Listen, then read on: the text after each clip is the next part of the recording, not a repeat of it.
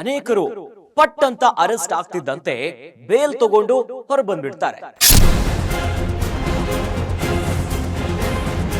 ಸಣ್ಣ ಪುಟ್ಟ ಕೇಸಲ್ಲಿ ಅರೆಸ್ಟ್ ಆದ್ರೂ ಕೂಡ ಬೇಲ್ ಸಿಗಲ್ಲ, ಜೈಲಲ್ಲೇ ಇರಬೇಕಾಗಿರುವಂತ ಪರಿಸ್ಥಿತಿ ಕೂಡ ಎದುರಾಗುತ್ತೆ.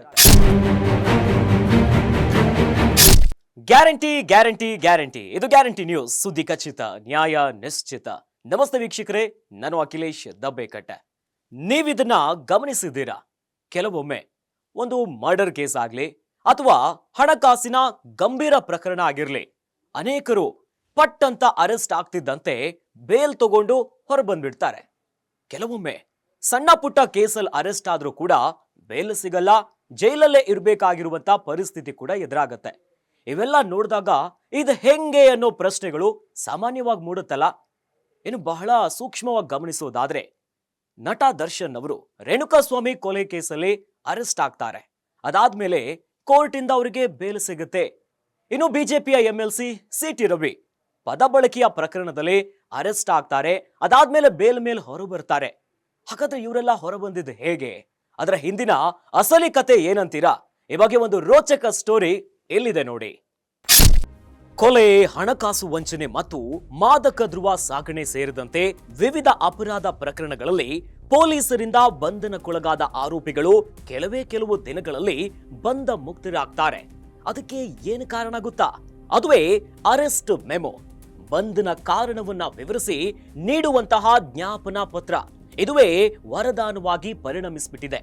ಆರೋಪಿಗಳನ್ನ ಬಂಧಿಸಿದ ಕೂಡಲೇ ಬಂಧಿತನಿಗೆ ಅರೆಸ್ಟ್ ಮೆಮೊ ನೀಡುವುದು ಕಡ್ಡಾಯ ಆಗಿದೆ. ಆದ್ರೆ ಬಂಧಿಸಿದ ತಕ್ಷಣವೇ ಪೊಲೀಸರು ಅರೆಸ್ಟ್ ಮೆಮೊವನ್ನ ನೀಡದೆ ಇರೋದು ಅಥವಾ ಒಂದೊಮ್ಮೆ ನೀಡಿದ್ರೂ ಕೂಡ ವಿಳಂಬ ಧೋರಣೆ ತೋರೋದ್ರಿಂದ ಬಂಧಿತರ ಬಿಡುಗಡೆಗೆ ಕೋರ್ಟ್ ಆದೇಶವನ್ನ ನೀಡೋ ಬೆಳವಣಿಗೆ ಇತ್ತೀಚೆಗೆ ಜಾಸ್ತಿ ಆಗ್ತಿದೆ. ಅದರಲ್ಲೂ ಬಂಧನಕ್ಕೆ ಒಳಗಾದ ರಾಜಕೀಯ ನಾಯಕರು, ನಟ ನಟಿಯರು ಸೇರಿ ಸಮಾಜದಲ್ಲಿ ಬಹಳ ಸೆಲೆಬ್ರಿಟಿಯಾಗಿ ಗುರುತಿಸಿಕೊಂಡವರಿಗೆ ಪಟ್ಟನೆ ಬಿಡುಗಡೆಯಾಗೋದು ಜಾಸ್ತಿ ಆಗ್ಬಿಟ್ಟಿದೆ. ಈ ರೀತಿಯಾಗಿ ಕ್ಷಿಪ್ರ ಬಿಡುಗಡೆಗೆ ಪೊಲೀಸರು ತ್ವರಿತವಾಗಿ ಅರೆಸ್ಟ್ ಮೆಮೊವನ್ನ ನೀಡದೇ ಇರುವುದು ಕಾನೂನು ಅಸ್ತ್ರವಾಗಿ ಬಳಕೆಯಾಗ್ತಿದೆ. ಚಿತ್ರದುರ್ಗದ ರೇಣುಕಾಸ್ವಾಮಿ ಕೊಲೆ ಪ್ರಕರಣದಲ್ಲಿ ನಟ ದರ್ಶನ್ ಹಾಗೂ ಪವಿತ್ರ ಗೌಡ ಸೇರಿ ಇನ್ನಿತರ ಆರೋಪಿಗಳಿಗೆ ಹೈಕೋರ್ಟ್ ಜಾಮೀನನ್ನ ಮಂಜೂರಾತಿ ಮಾಡಲು ಪೊಲೀಸರು ಅರೆಸ್ಟ್ ಮೆಮೊ ನೀಡುವಲ್ಲಿ ಅನುಸರಿಸಿದ ವಿಳಂಬ ನೀತಿ ಒಂದು ಕಾರಣ ಆಗಿಬಿಟ್ಟಿದೆ. ಇನ್ನು ನಟ ದರ್ಶನ್ಗೆ ಜಾಮೀನು ನೀಡಿದ ಆದೇಶದಲ್ಲಿ ಅರೆಸ್ಟ್ ಮೆಮೊವಿನ ಪ್ರಾಮುಖ್ಯತೆಯನ್ನ ಕೋರ್ಟ್ ಸಾರಿ ಹೇಳಿದೆ.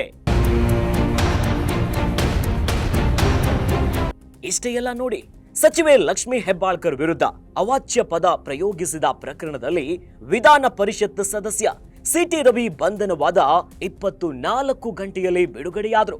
ಇನ್ನು DK ಸುರೇಶ್ ಅವರ ಸಹೋದರಿ ಅಂತ ಹೇಳಿಕೊಂಡು ಹಲವರಿಗೆ ಕೋಟ್ಯಾಂತರ ಹಣ ವಂಚಿಸಿದ ಆರೋಪ ಸಂಬಂಧ ದಾಖಲಾಗಿದ್ದಂತಹ 3 ಪ್ರತ್ಯೇಕ ಪ್ರಕರಣಗಳಲ್ಲಿ ಐಶ್ವರ್ಯ ಗೌಡ ಮತ್ತು ಆಕೆಯ ಪತಿ ಬಿಡುಗಡೆಯಾಗಲು ಕೂಡ ಪೊಲೀಸರು ಅರೆಸ್ಟ್ ಮೆಮೊ ನೀಡದೇ ಇರೋದು ಕೂಡ ಕಾರಣ ಆಗಿದೆ.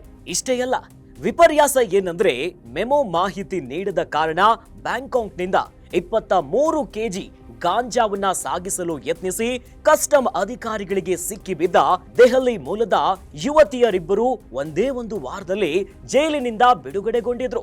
ಅಂದ್ರೆ ಬಂಧಿಸಿದ ತಕ್ಷಣವೇ ಆರೋಪಿಗೆ ಅರೆಸ್ಟ್ ಮೆಮೊವನ್ನ ನೀಡದೇ ಇರೋದು, ಮೆಮೊದಲ್ಲಿ ಬಂಧನದ ಕಾರಣ, ಪ್ರಕರಣದ ಸತ್ಯಾಂಶವನ್ನ ಸಮರ್ಥಕವಾಗಿ ಉಲ್ಲೇಖಿಸದೇ ಇರೋದು ಆರೋಪಿಗಳಿಗೆ ಒಂದು ರೀತಿಯಾಗಿ ವರದಾನ ಆದಂತೆ ಕಾಣಿಸ್ತಿದೆ.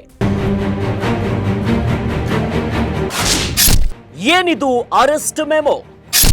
ಅಪರಾಧ ಪ್ರಕ್ರಿಯೆ ಸಂಹಿತೆ CRPC ಸೆಕ್ಷನ್ 50/1 ಮತ್ತು ಸಂವಿಧಾನದ ಪರಿಚ್ಛೇದ 22/1 ಪ್ರಕಾರ ಅಪರಾಧ ಪ್ರಕರಣದಲ್ಲಿ ಆರೋಪಿಯನ್ನ ಬಂಧಿಸಿದ ಕೂಡಲೇ ಬಂಧನಕ್ಕೆ ಒಳಗಾಗಿರುವಂತ ಕಾರಣವನ್ನ ವಿವರಿಸಿ ಆತನಿಗೆ ತನಿಖಾ ಅಧಿಕಾರಿಗಳು ಅರೆಸ್ಟ್ ಮೆಮೊವನ್ನ ನೀಡೋದು ಕಡ್ಡಾಯ ಆಗಿದೆ. ಇನ್ನು ಬಂಧನದ ಕಾರಣ, ಪ್ರಕರಣದ ಸತ್ಯಾಂಶಗಳನ್ನ ಮೆಮೊನಲ್ಲಿ ಸೂಕ್ತವಾಗಿ ದಾಖಲಿಸಿ ಆರೋಪಿಗೆ ಲಿಖಿತ ರೂಪದಲ್ಲಿ ನೀಡಬೇಕಾಗುತ್ತೆ.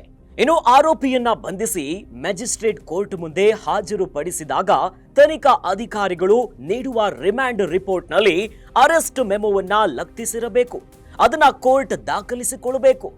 ಯಾವಾಗ ಈ ಒಂದು ವಿಚಾರದಲ್ಲಿ ಪೊಲೀಸರು ಅಥವಾ ತನಿಖಾ ಅಧಿಕಾರಿಗಳು ಎಡುತ್ತಾರೋ ಆಗ ಪಟ್ಟನೆ ಕಾನೂನಾತ್ಮಕವಾಗಿ ಒಂದು ದಾರಿಯನ್ನ ಹುಡ್ಕೊಂಡು ಇಲ್ಲಿ ಬೇಲನ್ನ ನೀಡಲಾಗುತ್ತೆ.